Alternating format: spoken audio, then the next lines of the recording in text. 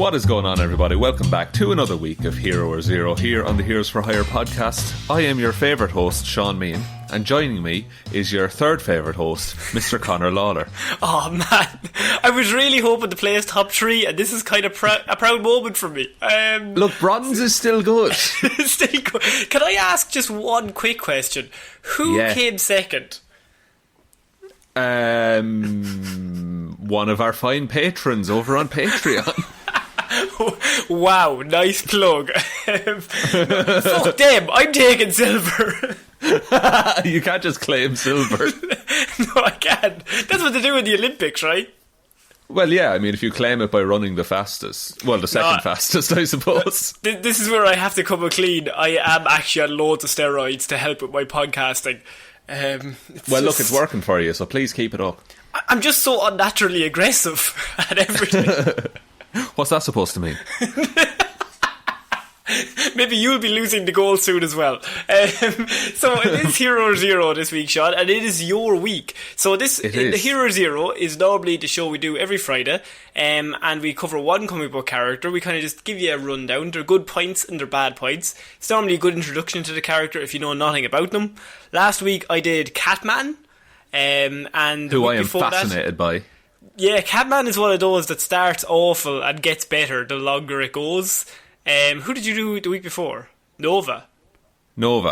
Yeah. Another character that is better the more he goes on, because he gets more interesting. And your thing is Marvel and my thing is DC. So now everybody is caught on board. Shaun, please take the floor. Who are you doing this week? Okay, well, one of the requests I've had is to do Franklin Richards, but that is a character that I am going to end up talking about for maybe 45 minutes. So, this week I've decided to pick one of our countrymen, Conor. Oh? I am doing Black Tom Cassidy. Okay. Or to use his full name, Thomas Samuel Eamon Cassidy. Oh, Thomas Samuel Eamon. Surely it's Seamus. I think there's a Seamus later on, but don't be worried.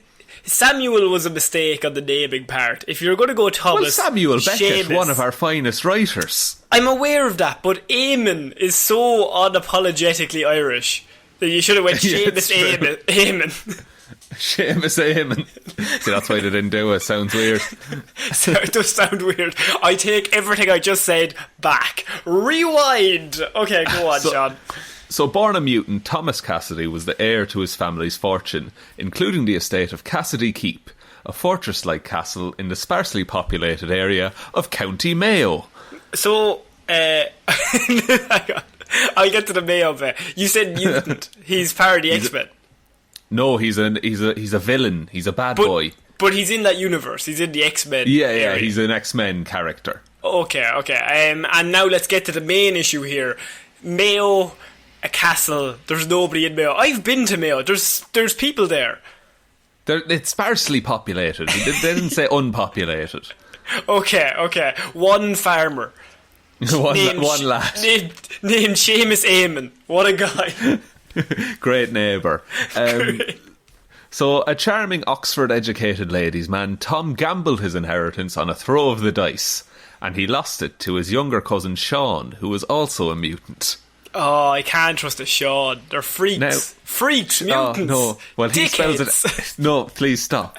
He spells it S-E-A-N, first of all. The Beach Boy way. Shaun... Yeah, of course. Shaun Cassidy is Banshee. Oh, okay. So he's Banshee's cousin. Is Black Tom Cassidy. Banshee has the superpowers of Black Canary? Yes, exactly. Okay. So the cousins subsequently they vied for the love of one Maeve O'Rourke. This is the most Irish thing ever. Who wrote this? Did an American write this? Oh, absolutely, but it also gets so much fucking worse. Oh, Jesus Christ. Is this racist? Is this slightly racist to us? It's a little bit racist to us, but I leave that till paragraph 4. Okay. So, they were both vying for Maeve's love, And Maeve decided to go out with both of them for months to try and decide on who she liked best. There was so many situations where they're at a restaurant and she's accidentally invited them both to the same restaurant, and she has to keep going back and forth.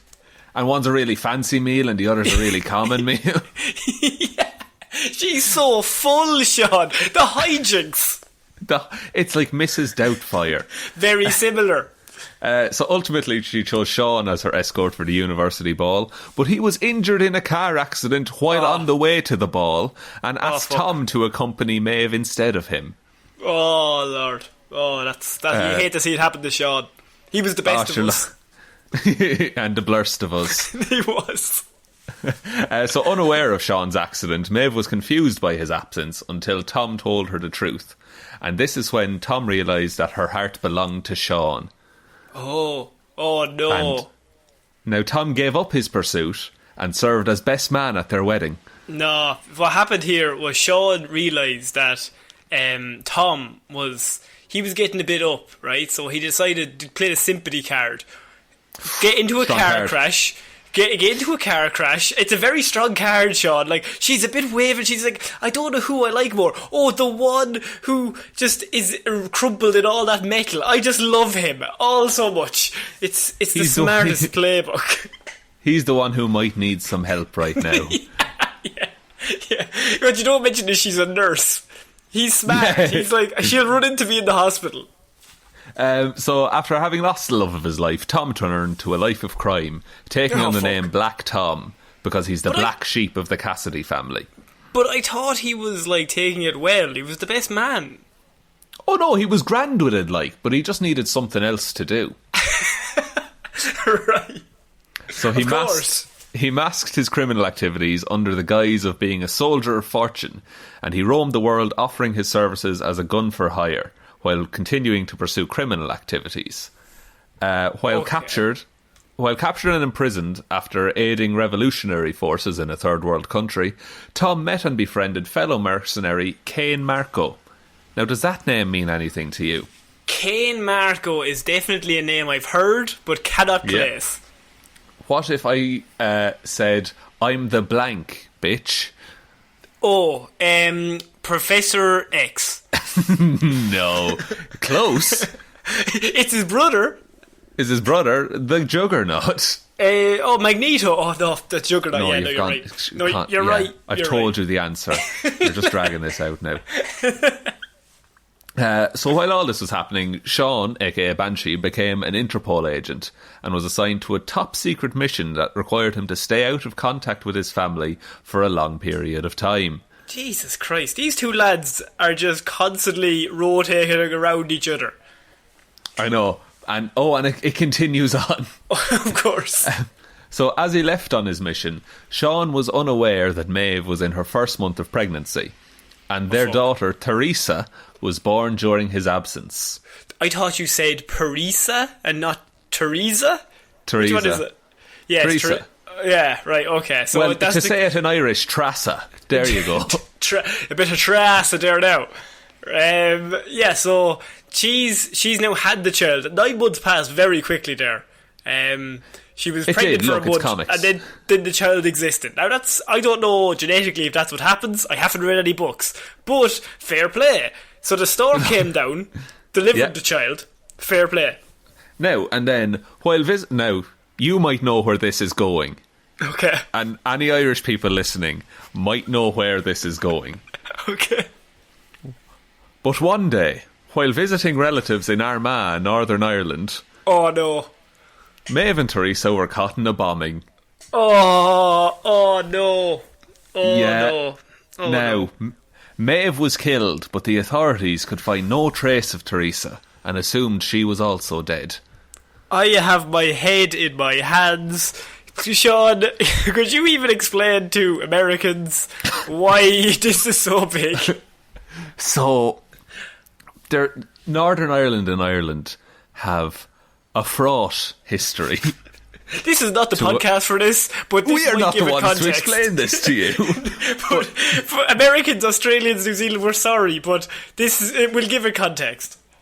Yeah, so we had a period in Ireland called the Troubles, and this was a time when it was a largely Catholics versus Protestants fight, and Irish versus British, that whole mentality, and it led to the formation of the Provisional IRA, who are a terrorist group, and a lot of senseless violence, death of innocents, and it was generally a bad time in Irish history. But it's a plot point in this comic. Oh, see, now that is a strong plot point for any comic.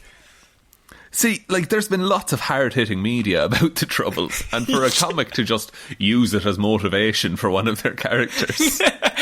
And then, after 4 issues, the story's over. They'll just move on. It's fine. Don't worry about it. I suppose, but at the same time, they did a lot of stories about, Hitler and the Nazis, Captain America, that's where he existed. So that's a fair point, So I suppose you can take... not inspiration, but what's the word I'm looking for? That you use something that's going on, and then you put that into the story. But it doesn't mean that you're saying it's little or whatever. You're allowed to do that.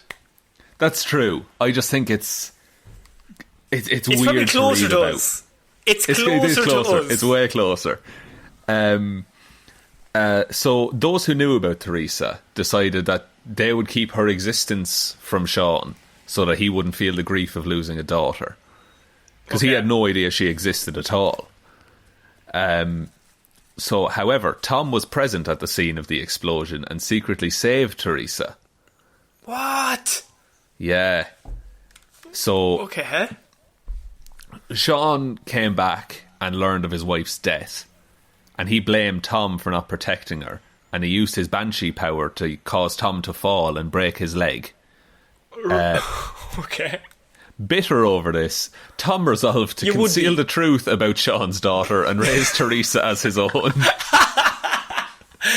I see now. Yeah, what he's done there is the guy gave him a grazed knee and he just decapitated him straight. Yeah, that's different levels. It's absolutely not fair. You broke my leg, I'm going to take your child. I don't know if that's how the rules work. It's not equal, I don't think. No, it's not. Tom sent Teresa to boarding school at the age of 12 to shield her from his criminal life. 3 years later, he was captured in an undercover operation led by Shaun and was jailed for 5 years. Do the writers of these stories only have these 2 characters? What's the story here? It's all about... it's just because they're Irish and related that they bump into each other a lot. Because in Ireland, everyone knows everyone. I mean, that's true, and especially in sparsely populated Mayo. It's all inbred down there. Oh, God. No. Oh, no. Any Mayo people were sorry. It's Galway we have the problem with. No, Conor, I've got this. Lads, okay, go on. Dublin, come on. The old Dublin, look around, huh? Are we all on the same page? Are we all? We are, lads. Look, lads, they're good at the football, fair play to them, but... so, after 5 years, he was reunited with Marco, who had become the super criminal Juggernaut, and Tom suggested that they form a criminal partnership. Okay. One of their earliest employers was... Okay, just get on board. One of their earliest employers was the Shi'ar alien Eric the Red. Okay. Yeah, no, that's fine. That's absolutely fine. I'm completely on board with that information you've just given me. He wanted them to destroy the X-Men, who Shaun had recently just joined as Banshee. Okay. So what you have here is you have Tom, who hates Banshee, and you have the Juggernaut, who hates Charles Xavier, and they're both being given a mission to destroy the X-Men. They're absolutely delighted with themselves. They are just rubbing their hands together. Yeah, there's a load of panels of just them rubbing their hands together, and then the next panel is them rubbing each other's hands together. Yeah. They're just so rubby. So rubby. As luck would have it, where were the X-Men based at the minute but Cassidy Keep? What? Shaun inherited Cassidy Keep, and the X-Men would use it from time to time as a base of operations. Where's the X-Mansion? Oh, it was probably blown up or something. Right, yeah, that's fair enough. Yeah, that normally happens every 4 or 5 issues. Yeah. So Tom Tom and the Juggernaut ambushed the X-Men at Cassidy Keep, but were defeated, and this is paragraph 4, Conor, they were defeated with the aid of the Keep's resident leprechauns. Oh God. Oh Lord. Yeah. It's happened. Oh. You didn't think we could get any worse. Well, we showed you. Not just leprechauns, the resident leprechauns. Of course, they have to live there, Shaun. So how else will they know the place? Oh, well, they're not paying rent, the greedy little bastards. And they have all that gold, the fuckers. So, shortly after this, Teresa, her mutant power manifested, and Tom trained her to help in his criminal activities, and she went by the name Siren. But she has all of Banshee's powers. Oh, that's got to be annoying. That has got to cause a bit of heartbreak, because, you know, when you steal a man's child, you think that she'll grow up to have your genes, but it turns out she has her original father's genes, and who could have predicted that? Look, no one could have called that. Absolutely no one. Now, I've been doing this whole report. I haven't once mentioned Black Tom's powers. No, actually, you haven't. Can he talk to leprechauns? No. Is he good at kidnapping? No. Well, he is, but that's not his power. It's more a hobby. It's more of a hobby, yeah. Black Tom's power is that he can channel concussive energy through wood. Sorry. We're just all going to take a moment here. What? He can channel concussive energy through wood. Now, not to steal a cliche from bad movies, but in English, please, Doc. Come on. Right. He can make wood hit really hard. Now, have you ever heard of a shillelagh? Oh, no. Oh, he fights with a shillelagh. I have heard of a shillelagh. There used to be a wrestler called Finlay, I think his name was. And yeah, I think you're right. He had a shillelagh. He went around hitting people with it, and it looked brutal, Shaun. It looked like it could cause some damage. So if you have concussive forces through that shillelagh, that's game over. That's game over. Now, that is only Black Tom's first mutant power, and I will get to the second one in a bit. Oh my God! You're leaving us on tenterhooks here. Oh, I've structured this one very well. Now, for once, it only stands out because this is the first one we've ever structured. I know. So, Teresa's heart was never in a life of crime, and she was briefly in the custody of the authorities. But Tom exonerated her and said, "Look, it's my fault. I told her to do this. I forced her to do it." And he wrote a letter to Shaun explaining who she was. Teresa can't come to jail right now. Just please excuse her. I'm taking her out for the day. She has her junior cert. So he wrote a letter to Shaun to finally tell him that he kidnapped his child all those years ago. Yeah, and raised her to be a criminal. Fair play. Yeah. Good guy. What a good guy. Teresa and Shaun reunited, and it was all very, very happy. Good stuff. It's a happy ending. For one person, anyway. Yeah, for the person that we're meant to like. Yeah. Teresa's pretty good. She's pretty likable. No, I mean Shaun. Like, we prefer Banshee, obviously, to the villain. See, I really like Black Tom. I think he's hilarious. Okay, good stuff. So, after this, Tom decided to capture another Marvel character called Madam Web, who is a psychic, and to help him with his criminal endeavours. You know, if he could just know what people are thinking, know what people are doing, if he could control people's mind, make the job a lot easier. It would. So he sent his old pal, the Juggernaut, to capture her. Jesus Christ. Talk about overkill.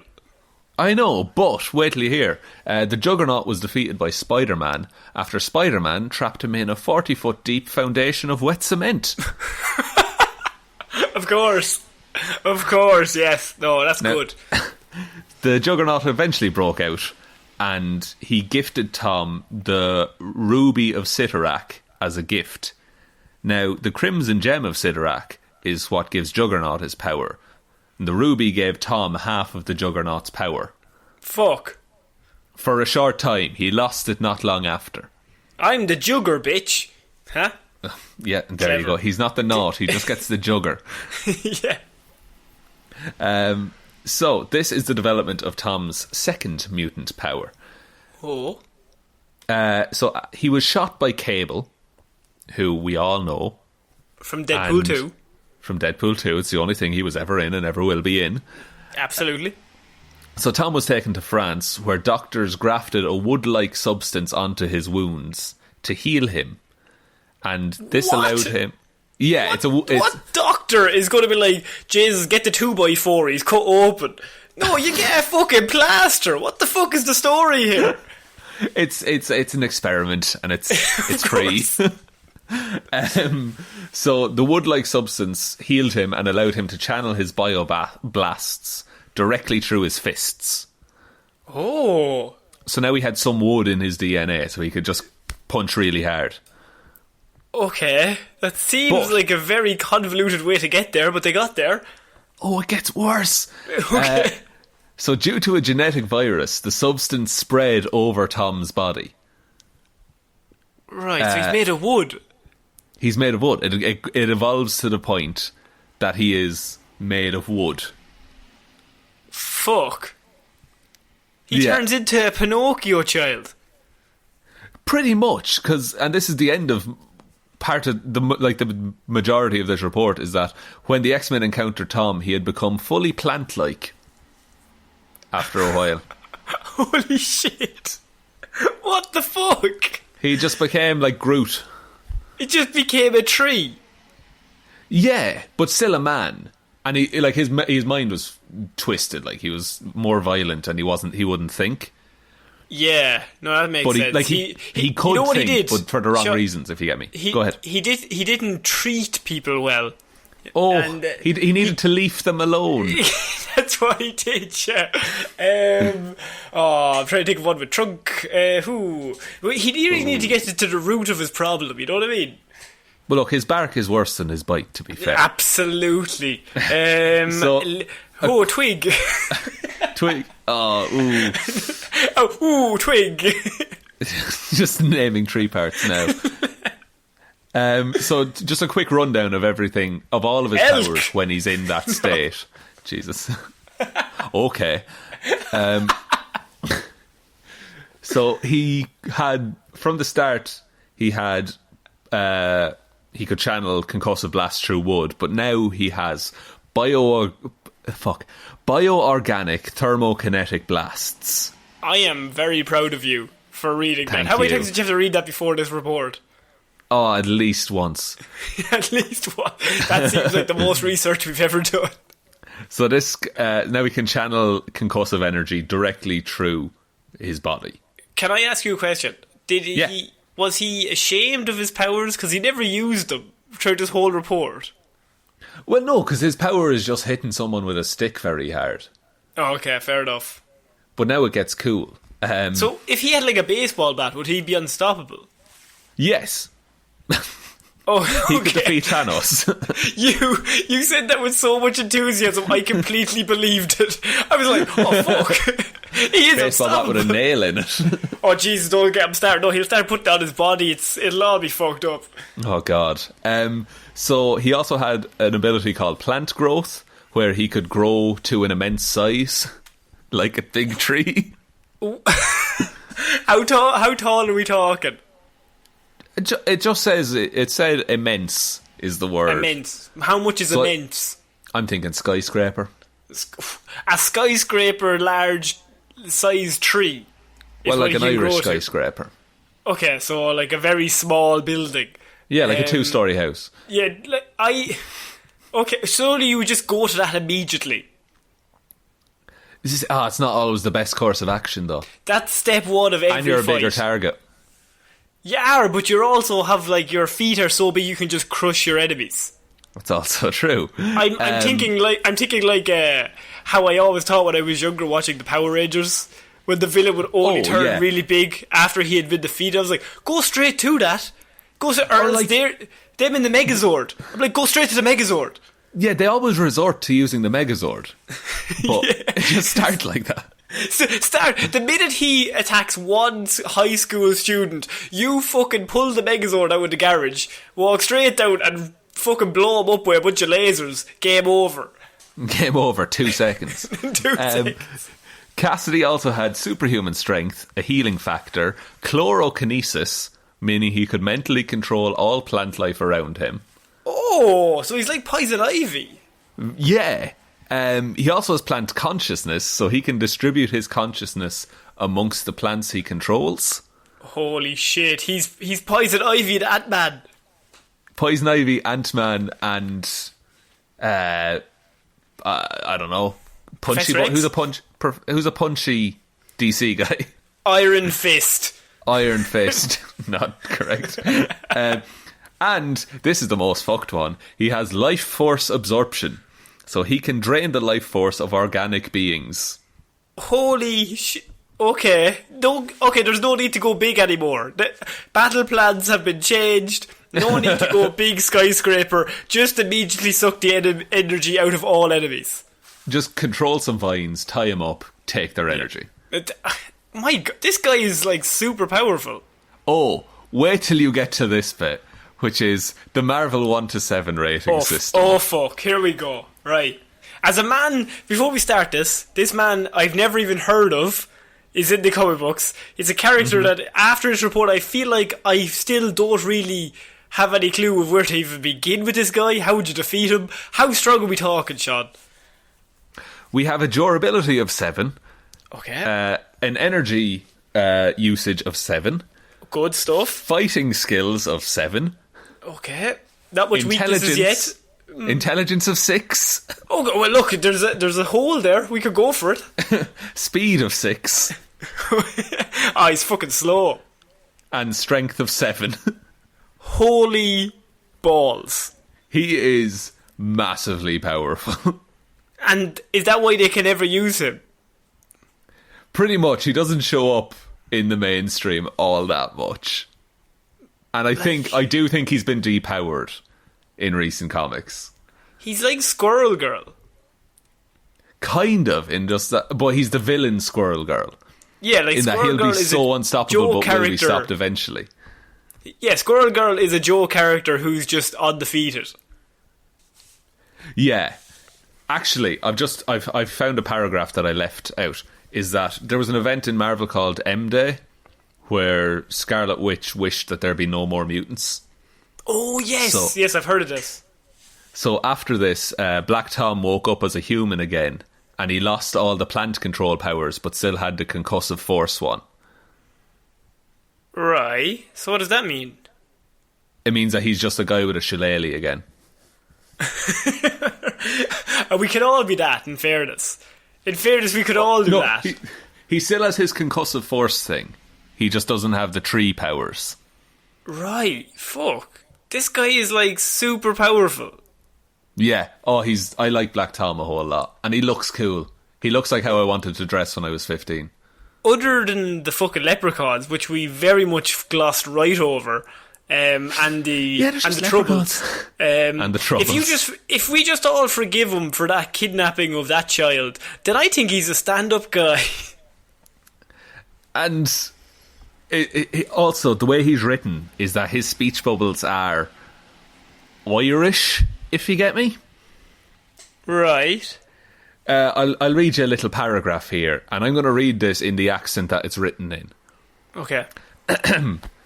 "'Tis about time it is then. I was beginning to wonder when your actions would match your reputation. Sorry to say for you, boyo, my actions speak louder than your words." Right. So you're saying he's also racist. Okay, that's fine. No, that's grand. Well, he's written racist. Do you think that there's people listening to this that are like, oh my god, they sound the exact same. What are they joking about? Look, probably. And to all those people, how dare you? How dare you, says I. 'Tis a great day, 'tis. Be gorra, be Jesus. Oh, Bigara Bejesus, indeed. Yeah, that was a fucking great report. I did not know anything about that guy, but now I'm slightly worried that he's going to defeat Thanos. A little bit. He's had 77 appearances in all of comics. Jesus Christ, that is not a lot.